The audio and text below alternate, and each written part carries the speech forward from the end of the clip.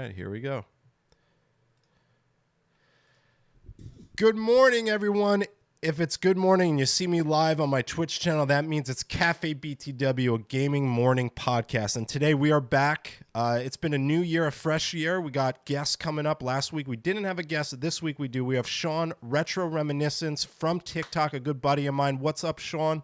Welcome to the Cafe BTW podcast. How you doing, man? I'm doing pretty good. Thanks for the invite, and let's get into it. I can't wait to get into it. Yeah, so I want to get into you first, and what I usually do with guests is let's go back in time and time travel. Like, what is an early video game memory from your childhood that really connected you to why you love video games even today? Is there some story to tell? Is there your parents taking you to the store as a kid? What is that like fun memory that you could share with us before we dive into everything? There's a lot of memories, but one of my earliest memories that I can think of is my friend down. We lived in a trailer park, and a couple trailers down, my friend had gotten an Atari, and I at that time had no clue what video games were. I was very young, and he even got it kind of late into its lifespan. It was a 5200, and I went to his house one time, and I just couldn't grasp the concept of holding the joystick with one button, but it fascinated me. And pretty much ever since then, I was always trying to play games. It's just something I've done my entire life. So it's kind of wild to know that, 40 years later, I'm still playing. So it was Atari. So you probably, was that the first generation console that you kind of saw or played? What was the first one you actually owned? The first one I actually owned was an NES, and that was about 1989. I received my NES. It Look was at those NES games behind you, man. Yeah, I kind of started collecting them over the years, and amassed a decent collection of them. It's pretty wild considering when I was a kid, I only owned like two games. So it's wild to, grow up and be able to get the games that you wanted or the games that you never had. So it's a cool feeling. Yeah, I started with the Atari 2600, and shout out to It's Virtually a Podcast said this show is way too early. Also, it's probably the number one show I watch hungover. How's everyone doing? I love you, man. Hey, Daniel. Shout out to Daniel. But it's funny he brings that up because once a friend said to me, "Hey, can you make the show 9 a.m.?" I'm like, I'm not moving the show for you. I'm not gonna move the show for you. The reason that it's so early on the West Coast is because I still want to hit the morning time on the East Coast because it's 11 a.m. on the East Coast. Anyway, Yeah. shout out to Daniel in chat and Sean. That's great, man. So let's talk about you real quick before we get into the day and the show. I found you on TikTok. So where does your, and I know that you, and I have it up here, and everyone, Genzo, what is the guest? Can we share his guest stuff in chat? I know we have a guest command as well. But Sean, tell me a little bit about, obviously you have a YouTube here, but I know you from TikTok. What is it that started you getting into content? Did you start doing your content on YouTube first and then you got into TikTok? What was the whole kind of like timeline for you as a creator? Yeah. I started on YouTube, and I guess it was before the pandemic. My friend had gotten a hold of me and he said, "Hey, um, I got an old computer, and I know you have a ton of stories that you love telling about video games because you're passionate about them." He said, "You ought to just take this computer and I'll put some editing software on there and you should make YouTube videos." And I was kind of like, why would anybody, there's so many people that do that. And he said, well, you can make your own type of content. You can make any type of content you'd like. And I said, okay. So I focused my channel when I started it around just my personal memories of old video games and toys, because that's what I was into. So it kind of started there about, I want to say about over 2 years now that I was just doing YouTube. And, YouTube the algorithm is crazy on there, and it's very hard to grow on there. There's only a couple channels that really dominate retro gaming on YouTube. So it's hard to get a following, but I somehow amassed 1,000 subscribers, and I was extremely happy about that. I never thought I'd get 1,000, so uh, I thought that was a success in my eye. And my friend, NES Addict, his name is Jay, and he's on TikTok also. And he said, you know I what? know NES Addict. He's awesome. Yeah, yeah. And he's like, you ought to try, we ought to try this TikTok thing. So we kind of made our TikTok almost back to back, and we were like at the exact same I time we were know because posting. you guys have that similar, and you have that similar thing with the NES, showing the NES cartridge like this and like talking Yeah, about it, yeah. right? So, and I'm so happy for Jay. His views blew up on there, and he had a couple videos that had millions of views. So I'm so happy that he. I think he's almost at 50K. So followers on there. But mine never blew up. But I still enjoy doing it. But that's how it kind of started, and I felt like TikTok you grow a lot easier than YouTube. So I started making little bite-sized content for TikTok while I was still doing my YouTube videos, which take like 10, 15 hours to edit. So it was a lot easier just to throw out the TikTok content in the meantime, and then I could do this on my spare time. So it's a dynamic because I work full time also. So it's definitely a challenge to do all that stuff. That's kind of why I just focused on just two platforms instead of posting a ton on Instagram and Twitter and Twitch and all that. Yeah, people are always like, Andy, how do you have time to post on like 8 different platforms? I'm like, I don't know. I just do it. But Sean, I think Yeah. you're doing great, man. Your content's great. You're a very good positive force in the retro community, especially on TikTok. I was gonna go into something. There's a lot of, I will be honest with you, from someone that started on TikTok with the retro gaming community. What's weird about retro gaming right now is that there's been more and more controversy in the retro gaming like content creator space than I've ever seen. And I don't know if that's not great in my opinion, but what it says is that the retro community has exploded. So when things explode, there's controversy, right? Whether it's DK oldies or Oh, how yeah. people talk to people in chat and stuff. And I'm not going to get into that stuff because I stay in my own lane. You know me. I'm a positive guy. My content is meant to just be positive. But Mhm. I've noticed with the explosion of the retro gaming scene, there's been a little bit of a negative side popping up, and I don't like that. But I don't want to like drown this episode with that. But I wanted to say thanks for being a positive force. Also, like NES Addict, who you just announced on the Yeah. stream, is a great guy, positive force. You're the type of guys that are posting like just awesome games, unlocking memories, and that's kind of like my style. And I will always be as positive as possible to keep this community positive. But I'm seeing videos on YouTube that are saying why the retro community is terrible in 2023. I'm like, we just started this goddamn year. How is it terrible yet? Anyway, I don't want to go down a rabbit hole, but you know what I mean. I think you understand Oh, where I'm coming from. there. Retro gaming is. I think I chalk a lot of that up to how I look at it is a passion. There's a lot of people who are so passionate about retro games that they feel if their if their opinion it cannot be wrong or incorrect or theirs is right all the time.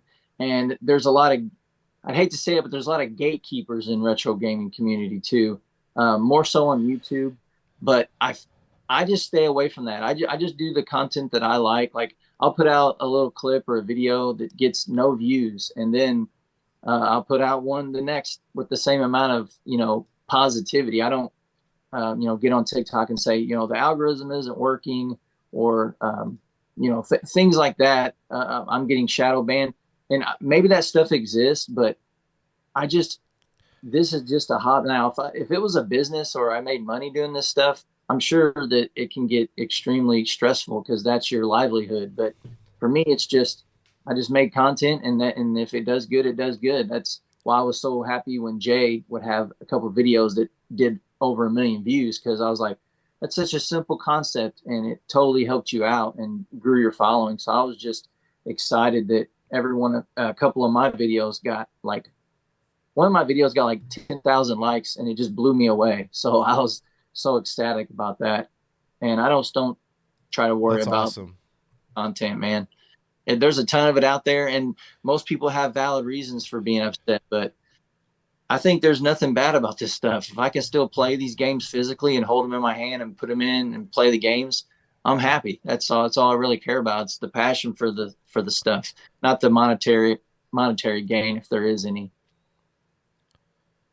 Yeah, and I want to say that absolutely it's okay to argue in a sense like I like Chrono Trigger, I didn't. I like this, I didn't. Like that's natural, like fun banter. But like when people start making mock videos and making fun of Mm-hmm. people and I don't know, Yeah. it starts to spiral out of control for me. I just won't stay in that lane and but don't, you know, I will not I will admit sometimes controversy is entertaining, right? That's why we're Oh, human.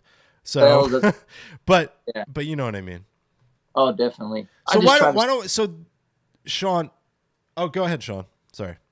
saying I just try to stay positive. Like if I've gotten a couple of messages from people that just said, and some of them were followers of my TikTok, and some never even follow me, but they'd send me a message and just say, thanks for talking about this game. I remember this game, or you unlocked a memory for me, and that's the kind of feedback that I love. I'm like, oh wow, even though they didn't follow me, they still liked the video that I put out. So that's really cool. I'd appreciate all that. That's all that I'm trying to do is just spread awareness of these games that a lot of people forgot about, and just a simpler time in life. If you're around my age, this was the best time in the world. Is when all these systems were relevant and everybody was playing these games. So that's all I try to focus on nowadays. That's good, man, and I love that. Okay, so Sean, thank you so much for giving me background and giving us background and continuing to be positive. Lost in the 80s and 90s. Will, who's also a great TikToker, is in chat. He said positivity is where it's at. He's right. Yeah, A that's little dirty laundry I'd like to say is if you look at my channel now, we have a merch button, and I'm not one to like say, oh, buy my merch, this, that. But my buddy Daniel Napoli, who created all the art for my show, is now on his shop selling the Cafe BTW t-shirt. And today, at the end of the stream, we're going to be giving it away. I'm going to be giving away a Cafe BTW shirt. nice. And I think it looks pretty slick. It, What do and I want to be honest, like Daniel, who did everything you see here, Sean, all the back images on my screen and everything was yes, designed by uh, my buddy Daniel. And I absolutely love this shirt. We've never really had shirts, but there it is in all of its glory. And if you click down below, if you're interested, the shirts are down below. I think they're going for, I don't know why it's in like pounds right now. I must have signed into the UK side of the site, but it's about $14 for the shirt. They'll probably get you on shipping a little bit, but hey, if you feel like supporting us, you're not only supporting me, you're supporting the artist because good proceeds of these shirts are going back to Daniel, who's the artist and created this. It's not something I'm looking to make money off of, but if you want to support us and wear the Cafe BTW shirt, by all means, enjoy it. And I really appreciate it. But at the end of the stream, Sean, we're going to do a little giveaway and get someone a oh shirt.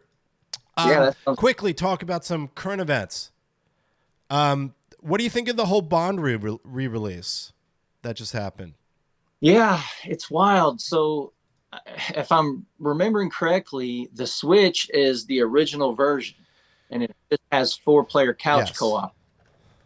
So I think it's fantastic. I'm surprised that they were able to pull all these licenses and get all this stuff under wraps to re-release this. I never thought we would see GoldenEye 007 ever again. So that's a huge win in my book. And I had so many memories of playing this game. I think everybody that grew up in that era played GoldenEye. It was the multiplayer game to play, and I absolutely loved it. Like everybody else, we always, Odd Job was just off the table. He was cheap, Yeah, so you if you can picked use Odd Job. He was and cheap. another thing, it's weird because we would always ban Odd Job, but we would always ban Boris. And I don't know if this is true, but I felt like it was. He was faster. He moved faster. Always felt like so. We banned Boris also. when we would used to play because my cousin Oh. and I feel like he was a little bit faster, and we banned him because of that. So I thought that was just a little thing that we banned two people. But oh yeah, I loved playing this game. I don't think I ever did. That's a good point. We never did that. We only banned Odd Job, but it's I was never good at it. I mean, in general, I even back then, I mean, first person competitive shooters, I'm the worst at. But man, I just have fond memories of sitting on a couch and Oh yeah, playing this with a bunch of my friends. oh, Um, it's so cool. but I saw. anyway, I think it's cool and I really like it. Go ahead, Sean. I was just gonna say I saw a picture recently. I think it was on like TikTok, and they were playing GoldenEye, and they had a cardboard box above his head, so you could not see the screen. That the person on top couldn't see the person on bottom, because that's what people would do. They would just look where the Oh, other. I've seen that. They had a piece of cardboard separated so you could see it. It was, and I was just like, you know what? That was genius because everybody used to do that back then. They would just screen peek. So it just brings back the memories. It's I know that that photo actually. That's really Yeah. funny. It's like split screen, like ghetto split screen. I've seen that. That's really funny. All right, let's shift into the topic at hand, which is really interesting. That I think on this show we've definitely talked about the Super Nintendo. We've definitely expressed our love of it and yada yada yada. But I don't think I've ever done like a real like walkthrough retrospective of the Super Nintendo. And before I ask you your connection to the Super Nintendo as a kid, Sean, I want to tell a story about my connection. I lived in a Oh, house that had a console war going on in the house. My brother had the Super Nintendo in his room, and across the uh-huh. hall, I had the Sega Genesis in my room. Now, Oh, doesn't mean I didn't absolutely love the Super Nintendo, but what I'm saying is, I remember back then, the Genesis at the time was kind of like this new hip, aggressive, awesome system where the Super Nintendo was like the same old, you know, Nintendo thing going on. That said, I have these memories of sitting in my brother's room playing Mario Kart because I remember just playing Mario Kart and being blown away at like how much fun it was. But at the other side of it, I was in my room playing Genesis as well. But so I love the Super Nintendo, but I got to be honest, my brother was more of the hardcore Super Nintendo player back in the day than I was. But I have absolute respect for it, and I played a lot of the big games. But that's my story. What's your story, Sean? What's your connection to the Super Nintendo? well, it's kind of wild. Well, I was extremely lucky where just like you, there was console wars at the time. And I would go to school and you'd hear all about it, you know. But I was one of the lucky ones. My uncle, which when you say uncle, it sounds like he's like 20 years older than me, but he was only 3.5 years older than me. So he was lucky enough to have both systems. And I didn't have a Super Nintendo or a Genesis at the time. So I would spend a lot of weekends at his house and with his parents, which was my grandma. And that's what we did. We would just rent games for both systems. So while everybody was arguing and fighting on which system was better, I was just one of the lucky ones to be able to play all the great games for both systems. So I was just like having my pick on what game I wanted to play. But that was definitely a stigma at the time was if you were a Genesis owner, you were more mature, you were more cool. And if you like the Super Nintendo, it was more of a I like, was the cool guy. yeah, the Genesis is fantastic. It's tied with like my second favorite system of all time. It's an incredible system, and it doesn't get the love it deserves. That's why I try to showcase it on my TikTok every now and then. And there's a lot of great games that a lot of people just didn't play or they just passed up on because they had a Super Nintendo. It sold 23 million units. So, I mean, the Super Nintendo was everywhere. So, I love both. But yeah, I was Actually, just kind of with both. So, that's nice. I loved both too, but it was really interesting because at the time for me, I remember the stigma for the Super Nintendo was it wasn't the coolest system on the yeah. block. And we'll get Oh, into how modern day appreciation of the Super Nintendo, like there's this big, like, I think it's one of the most revered, oh appreciated retro consoles looking back now. yes, If without a you would doubt. agree with that. Oh, I 100% agree. It's my favorite system of all time. and it's close. I love the Genesis also, but I think just the memories that I had with this one, the sheer amount of just quality titles, it's just mind blowing. I'm a huge video game magazine collector also. I don't talk about it a lot, but so I read through those frequently, and some of those iconic first party titles and third party titles for the Super Nintendo were just, they were amazing. I mean, Street Fighter 2 came out and it pretty much pushed the Super Nintendo to where it had never been before because it got the rights to that game, which was a huge arcade hit.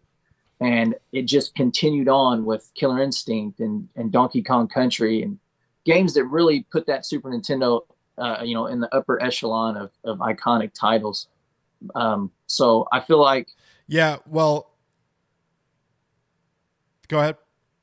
oh, I'm sorry. Yeah, yeah. Go ahead. I'm just sitting here talking, but yeah, I could talk all day about these No, no, things. no. So I was gonna say that no fear. So I have a channel point, Sean, that says with 20,000 channel points, you can redeem to make me buy a game on eBay.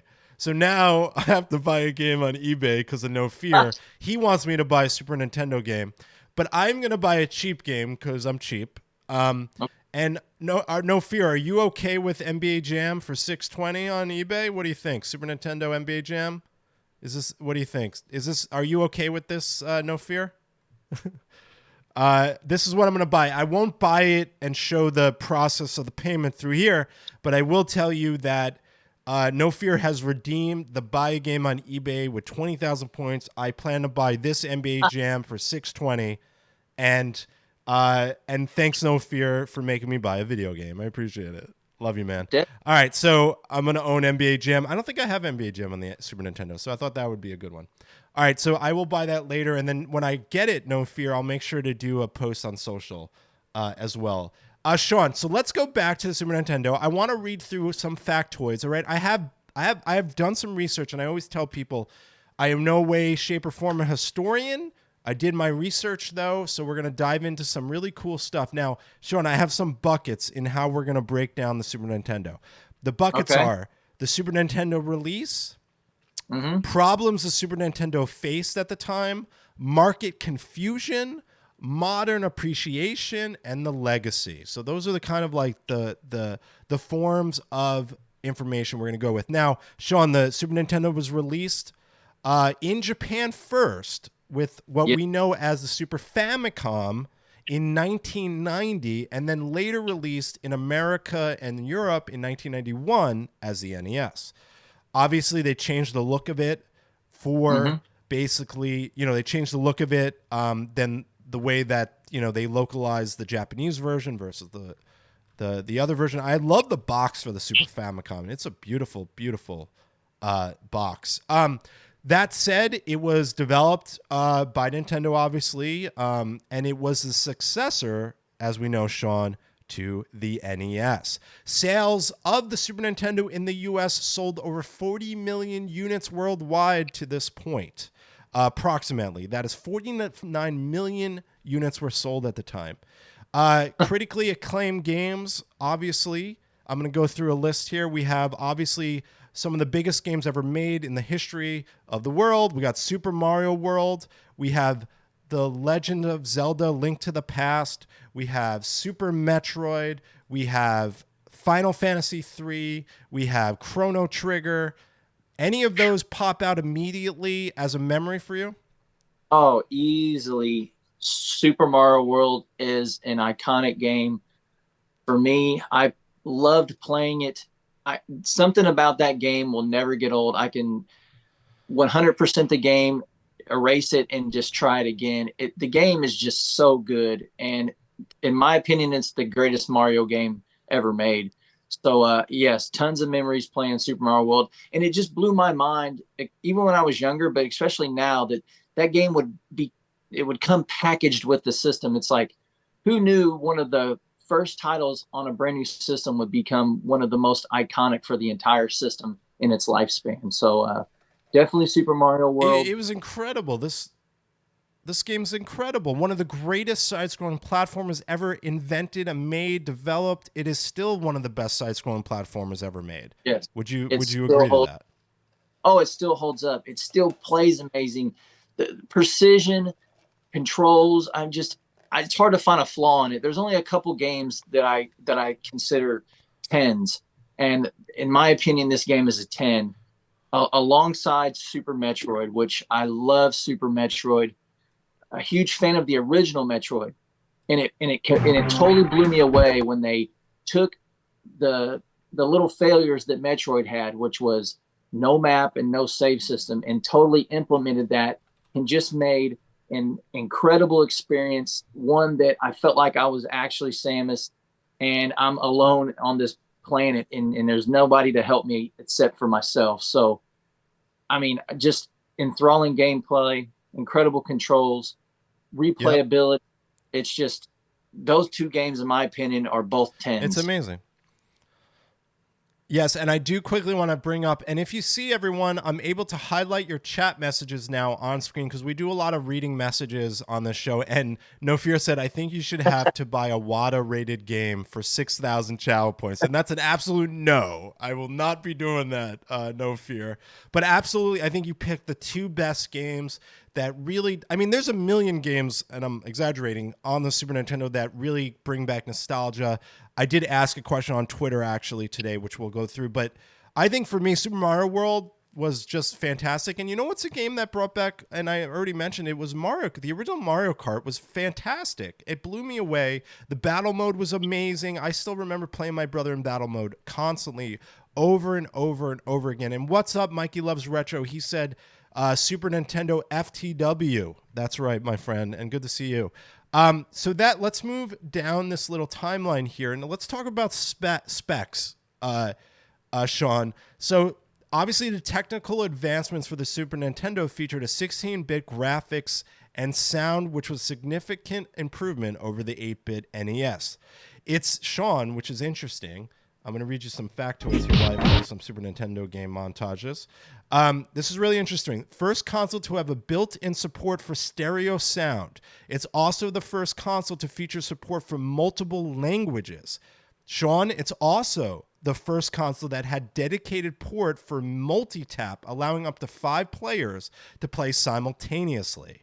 Also, Sean, another first is the console featured what's called Mode 7, graphics mode, which allowed for a pseudo 3D effects in 2D games, and the first console to feature the Super FX chip, which allowed for 3D graphics in some games, obviously like Star Fox and stuff like that. What do you think of those first accomplishments? That's pretty cool that the Super NES had, even down to sound, stereo sound, which was, obviously stereo is a big deal today, normal. What do you think of that? Pretty incredible.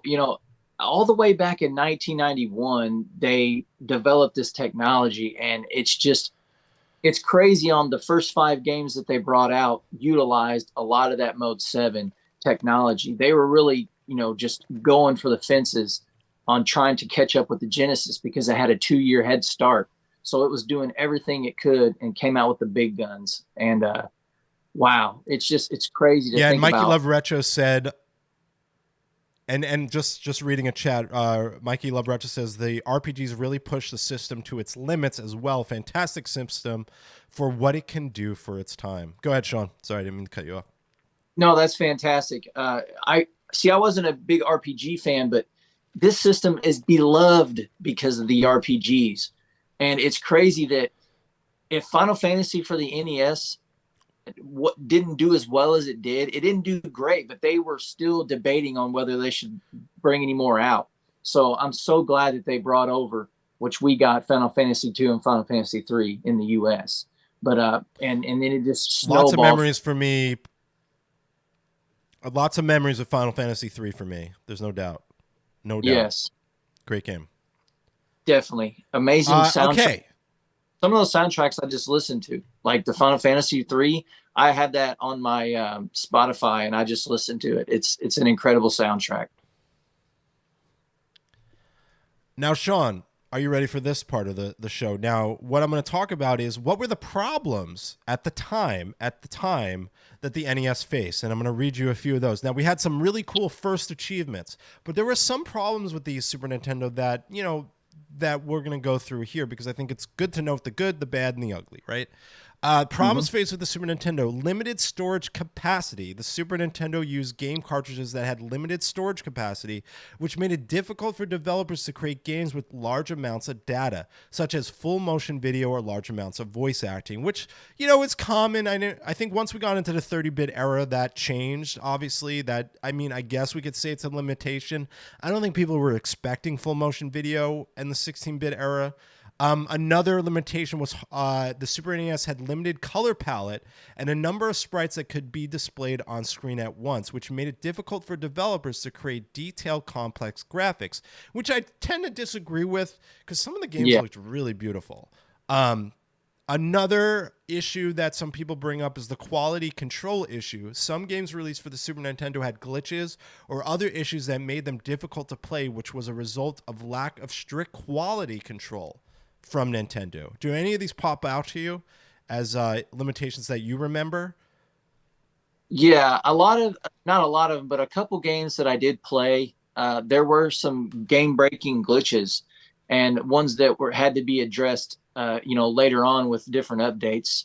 Games like Donkey Kong Country 2 had a lot of different variations where they had to update because there was a lot of glitches that would happen and soft lock the game and things like that. So quality control, I think overall was pretty good, but there were some issues with that, and I remember experiencing that a couple times. All right, I got a couple more here, but we got a chat message from No Fear. Am I the only one who thinks Super Nintendo MK emulated on the Switch is terrible? Natively, it's great. On the Switch, it doesn't play right, but it just doesn't play right. I think there's a lot of problems with those kind of emulated games, even the ones that are emulated from Nintendo. I don't have, I can't tell you an experience from the emulated Switch MK, but interesting to note. More things that were a problem, Sean, for the Super Nintendo was the price. The Super Nintendo was relatively expensive, which made it difficult for some people to afford the console. It was $199, but remember, this is 1991. So $199 is actually pretty expensive for the time. Maybe today's standards, $199 seems hunky dory for a console, but back then, it really riled up parents, and that's where we're going to lead into one of the most interesting tidbits about the Super Nintendo is market confusion, especially with parents. This is actually a news report where they've got a bunch of parents together with their kids talking about why they need to buy a Super Nintendo over their NES. And there was literally confusion of a next generation console because, Sean, it was like kind of like a new unprecedented time for people where now it's common practice to have a console live for about 4 to 5, 6 year generation. But back then, parents thought it was a scam, Sean. Some parents thought the Super Nintendo was a scam. What do you think of that? And does that bring up any memories as well? Yeah, definitely. A lot of the parents back then, when the child came and said, "Hey, Super Nintendo came out, I'd like to get it." Well, their response is, "Well, you already have a Nintendo. You got 10 or 15 games. What about that? Why can't you just play those on the new system?" Well, it doesn't play those old games. It has new games to play, and you have to purchase those separately. And back then, those games were not cheap. A lot of people complain about prices now for the games, $60.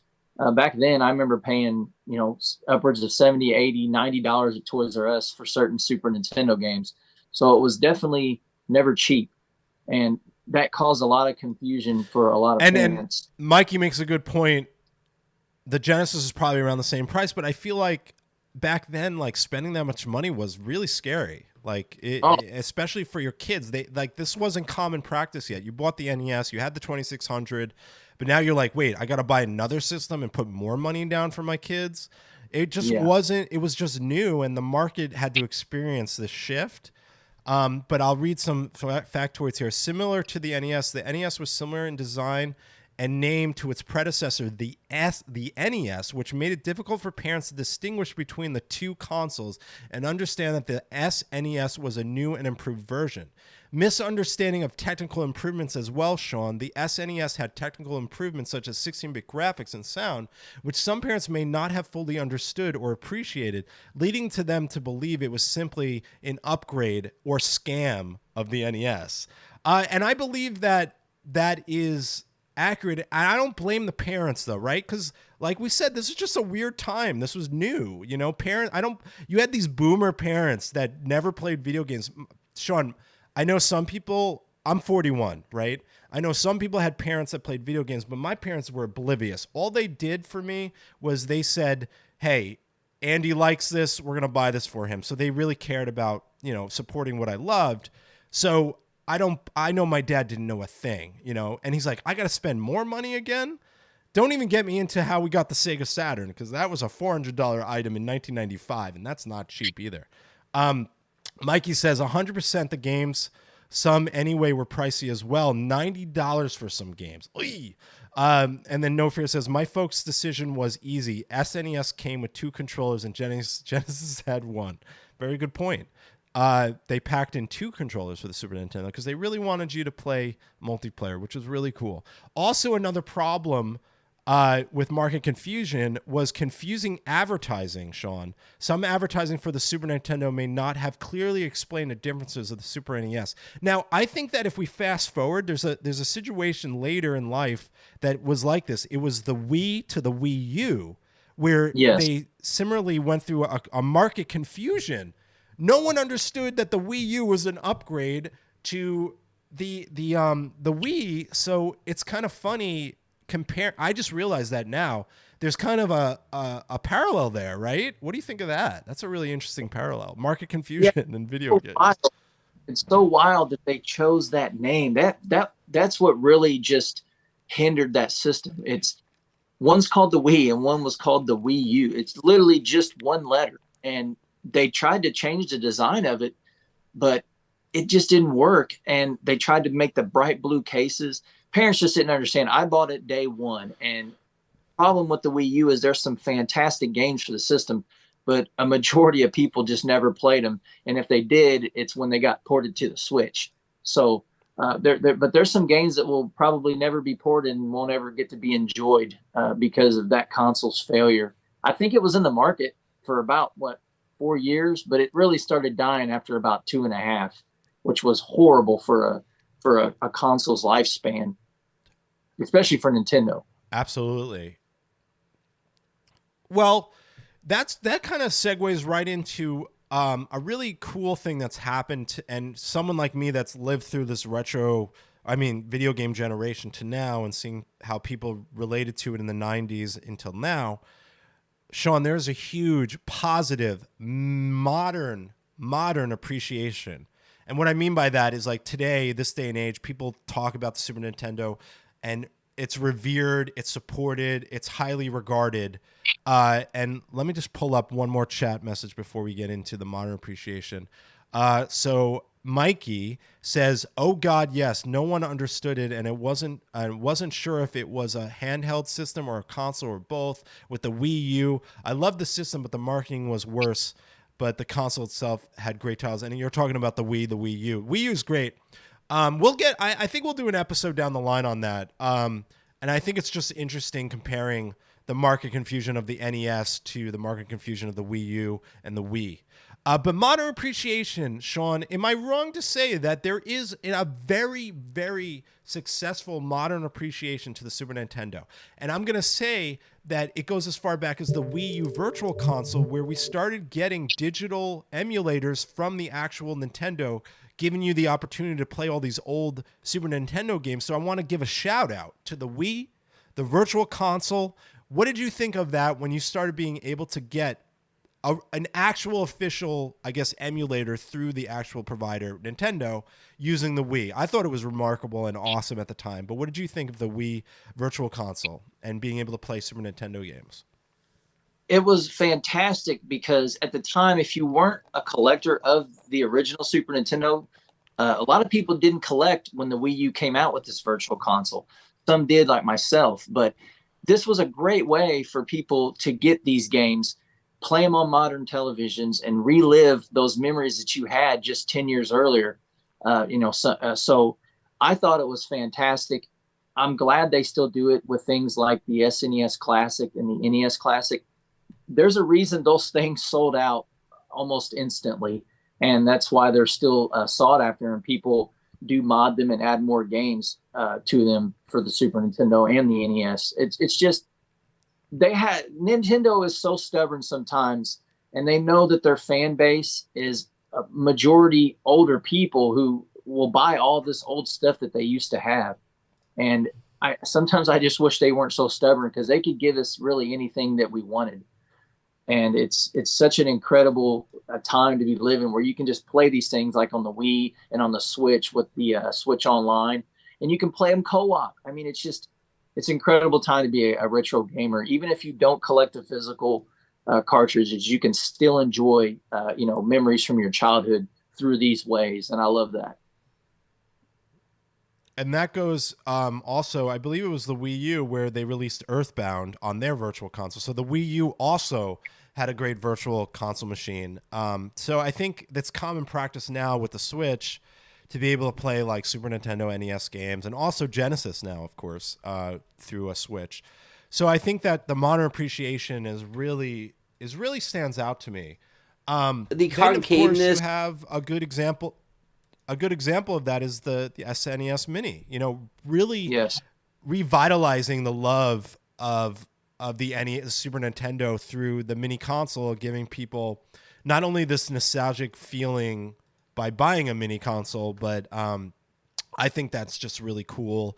Obviously we have the Sega Genesis Mini now. You got the Mega Drive Mini, and there. I'm still waiting for the Sega Saturn Mini, which I think should come out and would be awesome.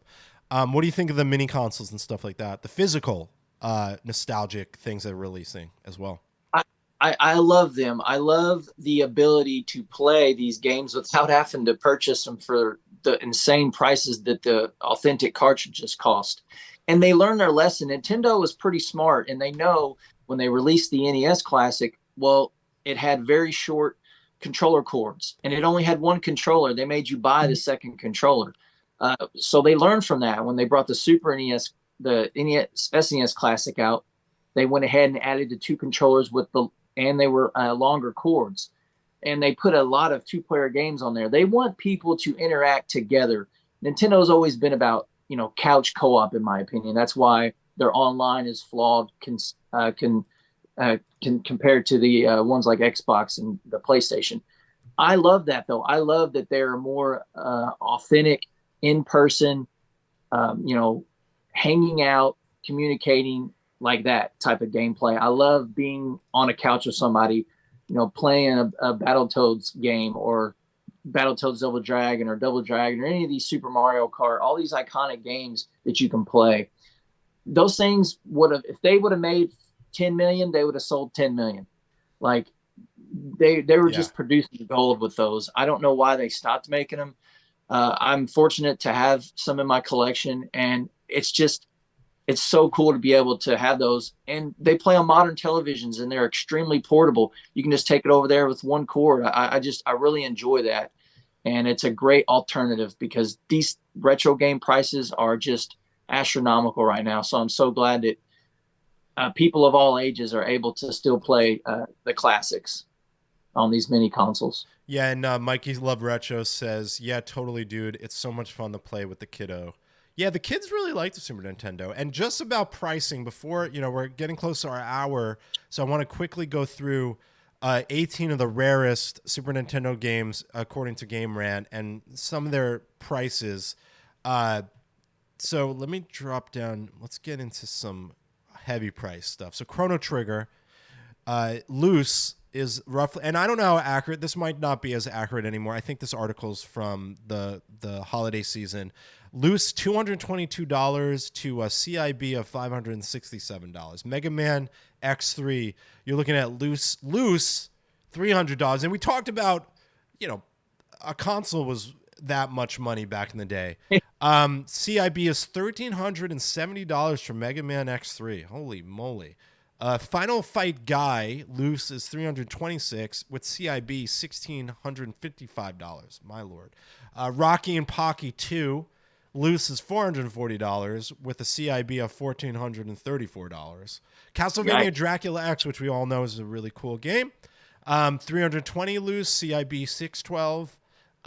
Hurricanes, which I don't know much, is loose 151 with CIB almost 1,000.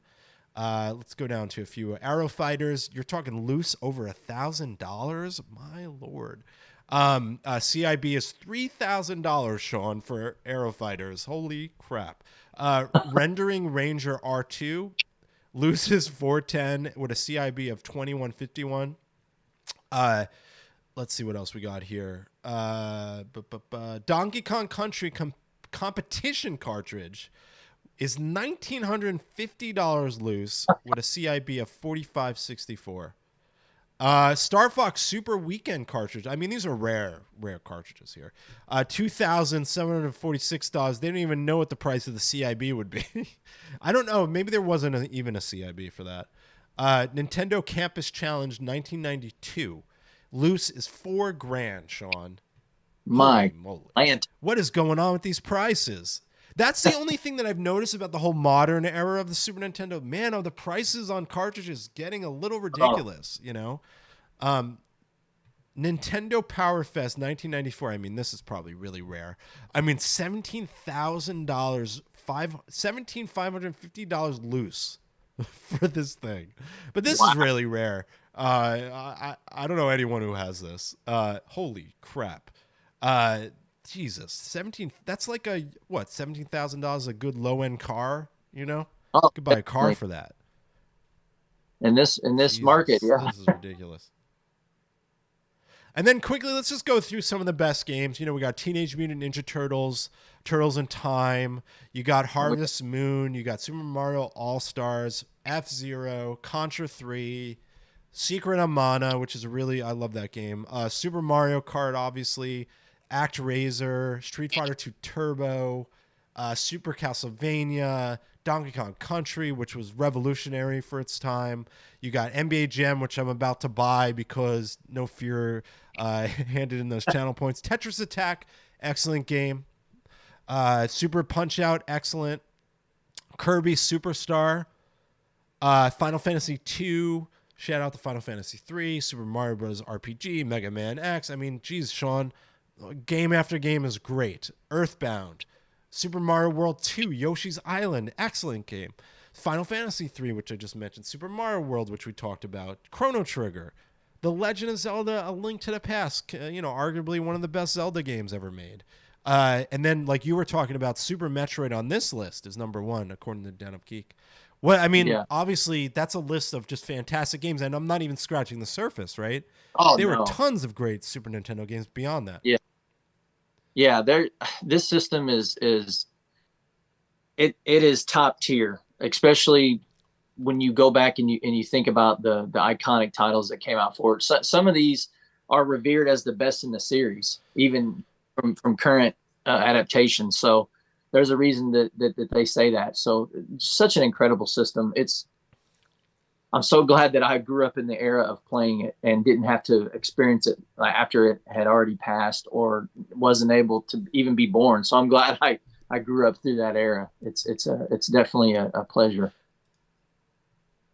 Yeah, in every podcast, Sean, I ask a question to the public, and today I ask what NES game has the greatest nostalgia effect on you. And I'm going to read some topics here. So, comments. Mrs. Rose says, A Link to the Past, back in the day when me and my friend would do Sega and Nintendo swap, I played the hell out of it. It was really next level for me. Silver Fox says, so many. But in terms of the biggest nostalgia, what would be Mario RPG? That would be Mario RPG for me, mostly because it was one of the most fun games I ever tried. And once I checked my mail, I got Nintendo Power Player's Guide for the game from my grandpa. That's a great memory. Adrian says, in social mode, Super Street Fighter 2, countless hours playing in versus mode with my friends. Oh yeah. Aaron says, Illusion of Time, Super Mario World here, probably all these. They showed a picture. Secret of Mana, Donkey Kong Country, Super Mario World, or Final Fantasy 3. Jason lists Chrono Trigger, NBA Jam, Super Street Fighter, Sim City, Mario Paint. We didn't mention Sim City or Mario Paint. Those are two great ones. Um, Blazing Skies for Mick here. Sim City. I see Mick says going to sound dumb, but the first Power Rangers game is pretty awesome. Chrono Trigger. We got what else? We got Ploak. Never played that one. Sim City. I see a lot of Sim City here. Super Castlevania. Chrono Trigger was awesome game. Final Fantasy 3. Super Mario Kart. Super Street Fighter 2. Can't decide. They are both great. And as you can see here, Sean, there's a lot of comments. That means, a lot of people just have these like really great memories and connections to this thing. So I was like, I thought this was a great topic. You told me personally that the Super Nintendo is your favorite system. So so my final question to you is, and the final question for the podcast is, where do you see this legacy growing? Like, how do you see, I mean, obviously the more we go into the future, the less available these games are going to be to buy physically, because I feel like the Super Nintendo games are just going to keep getting pricey. But where do you see the legacy? What's the legacy in your eyes of the Super Nintendo, Sean? I feel like the legacy is going to be the legacy will be as long as the people are alive that still remember this console. A lot of people weren't alive when a lot of gamers weren't alive when this console was relevant, and they're still discovering this console now, and they're still finding the love for it. So I feel like when people, if they ever rank these systems or do anything sort of thing like that, people that are even younger will still rank this system incredibly high, if not the greatest console of all time. Also, there's a lot of great consoles, and I love a lot of consoles, but this is sheer quality is unmatched on this console, in my opinion. The games are iconic, and there's a reason that they're still talked about and played and re-released and considered some of the best of all time now. So I think everybody that is into retro games and people that are starting to get into retro, they're going to realize that this system is very, very special. And I'm glad that, they're being a part of it just like I was a part of it. So I think the legacy will live on. I don't think this thing will ever die where people just say, oh, we forgot about the Super Nintendo, because there's no way you could make talk about this console without talking about how great it was. So I think it'll live on through that, just stories and tall tales of a simpler time and awesome games at the handful. So I really love the Super Nintendo.